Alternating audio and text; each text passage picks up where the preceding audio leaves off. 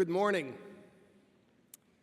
Members of the Board of Trustees, honorary degree recipients, faculty, staff, alumni, honored guests, family and friends of our graduates, and most especially the graduates of the class of 2019, I add my welcome to the 68th commencement ceremony of Brandeis University. The students who we will recognize today have worked hard to reach this milestone. At the same time, we cannot let this occasion pass without recognizing all those family members and friends whose devotion and support have contributed significantly to the successes we are celebrating here today. As I do each year, I ask all of our graduates to please stand, turn to your loved ones, and join me in thanking those who helped you in so many ways to succeed in earning your Brandeis degrees. Please do this.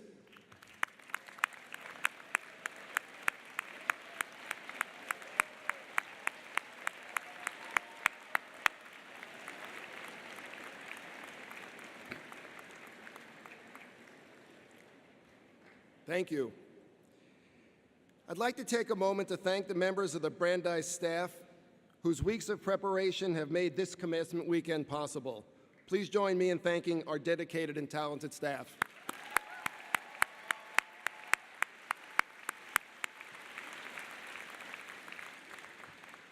I would like to begin my remarks recognizing someone who I've given a special welcome to at commencement during my first 2 years as president, even though he was not present. He once again could not join us in Gospin today, but he has been present, according to our records, for 64 of the university's 68 commencement ceremonies. I am talking about Frank Brandeis Gilbert, grandson of Justice Louis Brandeis. Frank, nearing 90 years old, attended the celebration of the founding of the university in 1948 at Boston Symphony Hall and had been a regular at these commencement exercises since the first one in 1952. Frank and his wife Ann could not make it to campus for the past 3 graduation ceremonies, and so we send our best wishes their way, knowing their hearts are with us today.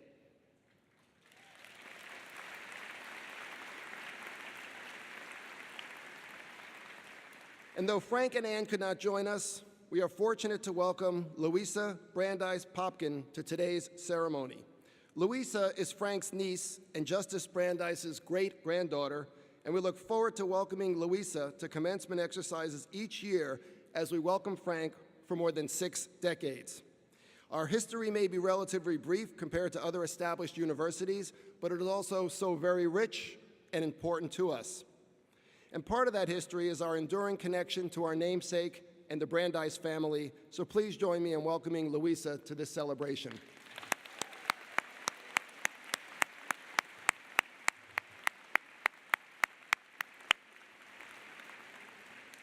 At last year's commencement, after my first 2 years on campus, I spoke about how inspired I was by you, our students, both graduate and undergraduates. Now, a year later, and only 1 year in seniority behind the graduates receiving their baccalaureate degrees today, I am no longer surprised by the intelligence and passion you show when talking about your Brandeis experience, your favorite classes, senior theses, your singing group's new recording, your volunteer work in the surrounding communities, the latest paper you're about to publish as you complete your PhD, or the new ventures you are creating here or halfway around the world. Beyond the undeniable passion I see in all these pursuits, there is also a great deal of compassion in how you see the world and your desire to improve it. This continues to inspire me. If I were to select the bios of a random group of students who are graduating today, I would guarantee that even the most cynical among us would feel hope for the future. To illustrate my point, here are thumbnail sketches of 7 students from different programs across the university who, while exceptional, are not unusual at Brandeis, and they should provide sound reason for optimism in our ever-increasing, complex, and fractured world. The first student is a health, science, society, and policy and anthropology double major who has been active in the Toxic Major at Dance Line, the Brandeis Fashion Club, and Brandeis Bridges, a campus group started 6 years ago with the mission of creating a space for Black and Jewish students to have dialogue and to build connections. This student has served as a community advisor in the Department of Community Living, and following graduation from Brandeis will work as a residential aide in the New York State Department of Public Health.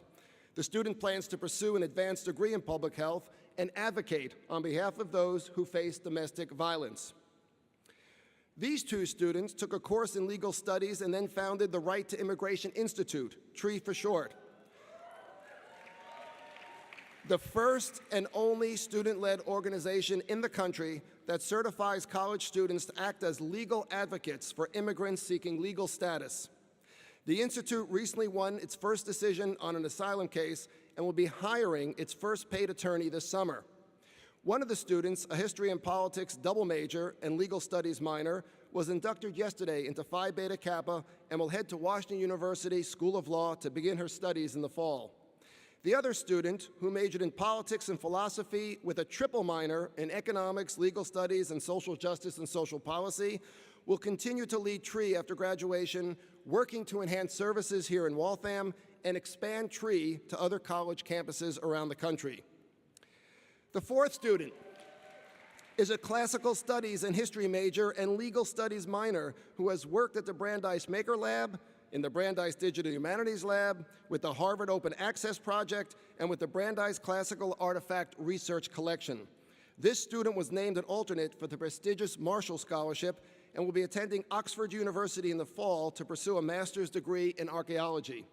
After Oxford, this student will pursue a PhD in archaeology at the University of Pennsylvania as a Benjamin Franklin Fellow. My fifth and sixth students are sisters who helped lead the women's indoor track and field team to the 2019 Division III Distance Medley Relay National Championship. One sister, running solo, won back-to-back individual national championships in the 3,000-meter run. She is a biology and health science society policy double major with a minor in French and is pursuing post-baccalaureate opportunities in clinical research. Her sister, an integral member of the national championship relay team, is a business major who will begin an internship through the Disney College program. And finally, this final student is a biology and health science society and policy major. This Brandesian converted an internship in telemedicine at Boston Children's Hospital into a full-time job at Children's in a pilot study on voice-assisted medical scribing. At Brandeis, the student was a chemistry supplemental instruction leader, a Waltham group volunteer, and a proud member of the South Asian Student Association. Last year, this student was one of 8 juniors inducted into the class of Phi Beta Kappa among more than 850 juniors.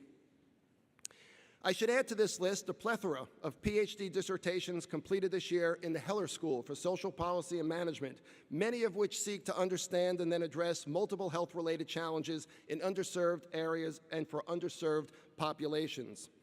Now, these are just a few of the shining stars among this year's graduates. I could have mentioned many others to illustrate the talent and accomplishments of the larger class. To generalize a bit more, I would say today's graduates, more than any other cohort of students since the 1960s, are intensely aware of the great challenges facing them and future generations. More importantly, these students are more willing to take action than their predecessors. They combine intellectual curiosity and academic focus with a commitment to making the world a better place. They are in concert with a famous Jewish saying from the Mishnah, which speaks to a hierarchy of service with a sense of urgency, beginning with a responsibility to oneself and then building upon that to serve others. From Pirkei Avot, or Ethics of the Fathers, Rabbi Hillel Hagadol asks, now quite famously, quote, "If I am not for myself, who will be for me? But if I am only for myself, who am I? If not now, when?" Whether it's criminal justice reform, inequality, failing public schools, the impact of climate change, refugee and immigration rights, or any number of issues that represent great challenges to society, it is this generation, your generation, that gives us the greatest hope to counter what has become a stalemated, highly partisan, and largely ineffective political system. And as we celebrate your accomplishments this morning with hope and anticipation, I want us also to celebrate our university and to appreciate how it has prepared you to be the more active and socially engaged citizens you are. The American Jewish community founded and nurtured this university in order to provide opportunities to talented students who were denied entry to leading colleges and universities because of anti-Semitism and bigotry. From the outset, Brandeis was to be non-sectarian and open to all. And while many gifted Jewish students responded to the call of the new university and eagerly filled its early classes, other groups who had also faced bigotry and prejudice within higher ed soon followed suit. Early on, founding President Abram Sacker aggressively recruited and hired leading scholars and public intellectuals, many of them immigrants from Europe. Most were unable to secure jobs in leading American universities because of anti-Semitic and anti-immigrant sentiments. These scholars gladly came to Brandeis and quickly set a high standard of academic excellence, a standard and culture that endures within our faculty to the present. Brandeis then broke the mold of the traditional university 70 years ago by inviting Jews, women, and blacks into the university and hiring brilliant refugees and immigrants. It was an institution on the leading edge of higher education, bold and beyond convention. And while we, as a relatively young university, are still learning what it means to be a fully open and inclusive institution, to create a learning community in which students from every background have access to all Brandeis has to offer, we must work to fulfill our founders' vision and represent the leading edge of higher education, a paradigm for other institutions of higher learning.